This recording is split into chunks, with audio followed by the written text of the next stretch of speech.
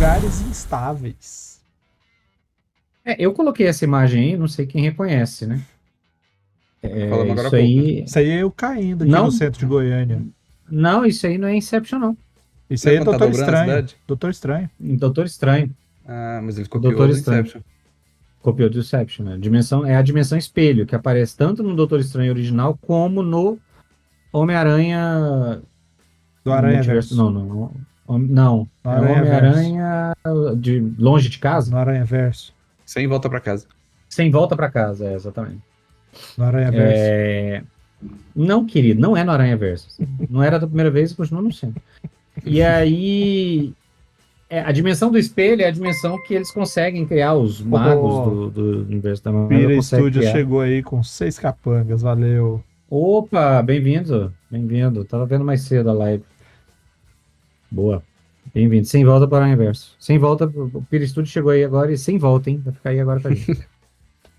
E a dimensão do espelho é uma dimensão paralela criada como um espelho do mundo real, mas que o mago que cria essa dimensão tem controle sobre ela. Então ele tem. Você vai ver no filme do Aranha, do Homem-Aranha, a hora que o Doutor Estranho faz um trem sair da linha do metrô e voar na direção do Aranha para dar porrada nele. E eventualmente o Homem-Aranha percebe que tudo é feito. Foda-se, spoiler. Que essa dimensão funciona de maneira geométrica. E aí ele consegue rapidamente, provando que, mais do que forte, ele também é um gênio da matemática, e consegue fazer os cálculos necessários da trigonometria para prender o Doutor Estranho no meio do negócio lá com 1 bilhão de teias de aranha. Então, esse é um exemplo de cenário, de local instável em que as coisas podem ser alteradas por motivos variados. Nesse caso em particular, era uma alteração proposital. Mas este também é um elemento de estranheza quando ele acontece de maneiras não controladas. Não Então é muito euclidianas. legal. Hã? Não euclidianas. De maneiras não euclidianas. Então, assim, se você tem aquela descrição que o Vermelho falou, a galera tá no navio e de repente eles veem uma porta no meio da água, isso vai causar uma estranheza, as pessoas vão achar aquilo estranho. Se você estabelece que você tem um lugar em que as coisas mudam, e essas coisas podem mudar segundo um padrão observável ou não, isso vai causar uma estranheza. E aí, o que eu falei sobre o padrão vai se repetir. A tendência é as pessoas tentarem entender. Há um padrão? Há uma lógica? Então, eu já dei o exemplo, na Federação de Brunchen, a primeira vez que eu criei o cenário, eu estabeleci que a área ao redor lá das Montanhas do Guerrain era uma área instável, por causa da magia. E a principal característica que acontecia era o clima. O clima era completamente instável. Então você podia estar num lugar que estava nevando num dia e no dia seguinte está um calor de deserto. Claro que o local em si não vai mudar necessariamente, mas você vai ter os impactos de você estar nevando e você vai ter os impactos de estar um deserto. Então isso vai variar, isso vai impactar as plantas vão mudar.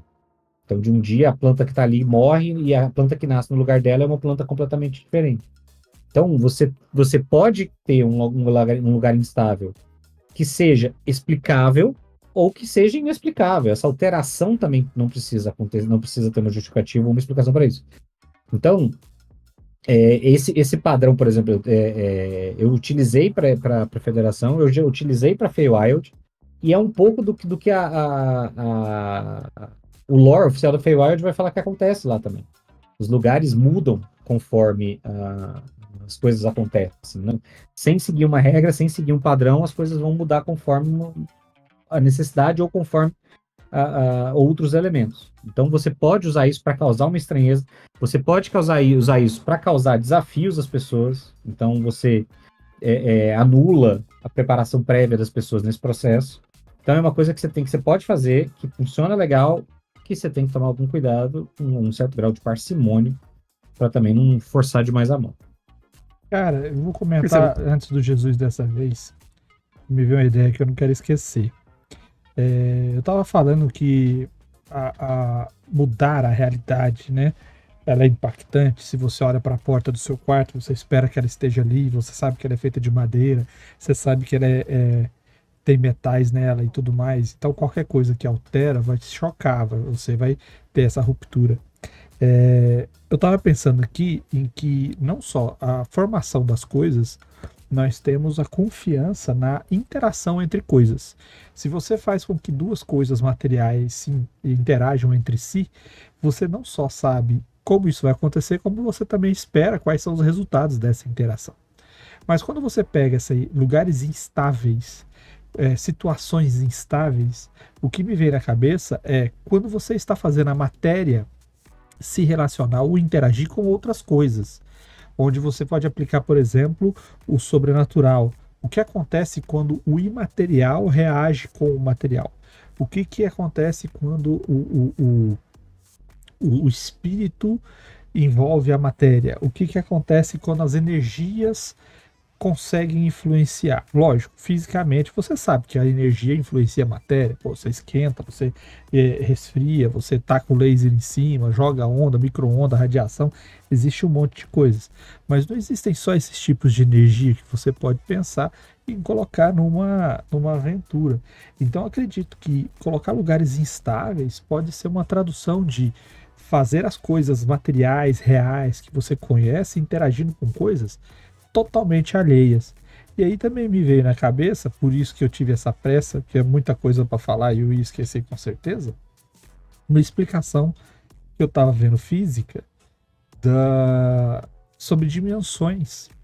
Que se você tem um ser unidimensional, ele só consegue ver unidimensionalmente. Então, se você tem um ser bidimensional, ele não consegue conceber na mente dele o que é ser bidimensional. Mas se uma sombra bate nesse ser bidimensional e projeta essa sombra num lugar, aí ele consegue ver. Por quê? Porque a sombra bidimensional tem uma única dimensão. Do mesmo jeito, quando você vê um ser bidimensional e ele tá ali, tá vendo outros seres bidimensionais, os planos e tudo mais, ele não consegue ver os seres.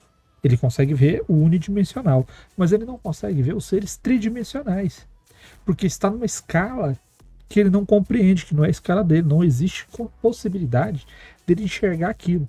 Mas se você joga a luz num objeto tridimensional e joga essa luz no aparato bidimensional, a sombra é bidimensional. E aí o ser bidimensional vai ver a sombra do tridimensional e você vai ver uma forma ali. Aí vem a nossa realidade, a nossa existência. Se existem outras dimensões, como que a gente enxergaria essas dimensões? Porque a gente não tem essa capacidade. Porque nós somos seres tridimensionais e vemos os tridimensionais, vemos os bidimensionais, vemos os unidimensionais. Então o que a gente veria desses seres de outras dimensões? Somente uma sombra que vem para cá. E é aí que a gente começa a pensar nesse sentido e aplicar isso também na interação desses seres com o que existe. Porque a gente não vai ver essa interação diretamente. A gente vai ver um reflexo dessa interação. E talvez, para encaixar aqui com a ideia, essa interação é o que provoca essa instabilidade. Olha só. Quem diria? Surgiu que horas são? 28, então, já é dia 29, meia-noite e 7. É para anotar, deixar registrado. Tem não sei se é um romance, o que é chamado Flatland, que eu vi narrado pelo... Como é que é o nome daquele astrofísico da década de 80? É esse mesmo, o Carl Sagan. Carl Sagan. Essa explicação que eu vi foi dele. Flatland, narrado pelo Carl Sagan, que fala sobre isso aí que o Vermelho falou, né? Que um ser unidimensional só consegue ver em uma dimensão, um bidimensional só consegue ver em duas, e um tridimensional só consegue ver em três. Então, se você joga uma coisa de 3 dimensões dentro, por exemplo, se você joga um cubo dentro de um mundo bidimensional, ele só vai ver um quadrado, porque o quadrado só tem 2 dimensões, né? Então, é bem doideira mesmo, porque aí ele leva essa questão de que se existe um mundo quadridimensional, nós que somos seres tridimensionais não conseguimos vê-lo, mas ele consegue ver a gente. Então cuidado com as coisas que você faz no escuro aí. Ou sozinho em casa. Eu preferia que a gente não entrasse. O Vermelho começou com esse papo, eu lembrei de ter lido sobre isso e eu falei, não gosto da ideia. A coisa de ter a sombra é alguém... Não quero, obrigado, tô fora. Sai com esse Stephen King pra lá. voltando pro assunto de locais instáveis aí, isso dá para ser usado também muito em semiplano, né?